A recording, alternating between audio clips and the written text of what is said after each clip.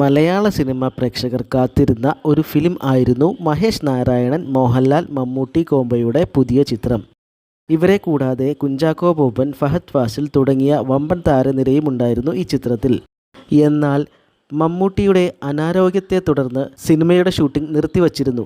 Mammootty full recover ആവാത്തതിനാൽ സിനിമയുടെ shooting നീണ്ടുപോവുകയും ചെയ്തു. അതിനുശേഷം വരുന്ന റിപ്പോർട്ടുകൾ എല്ലാം മലയാളി പ്രേക്ഷകർക്ക് എതിരായിരുന്നു. മമ്മൂട്ടിയുടെ സീനുകൾ കുറച്ച് ഷൂട്ടിംഗ് പുനരാരംഭിക്കാൻ പോകുന്നു എന്ന റിപ്പോർട്ടുകൾ വന്നു. പിന്നെ തിരക്കഥ തിരുത്തി ഷൂട്ട് ചെയ്യുന്നു എന്നായി അടുത്ത റൂമർ.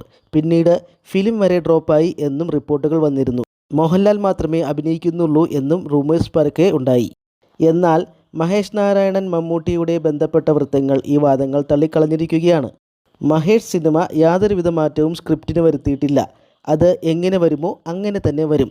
മോഹൻലാലിൻ്റെ സ്കെഡ്യൂൾ കഴിഞ്ഞു.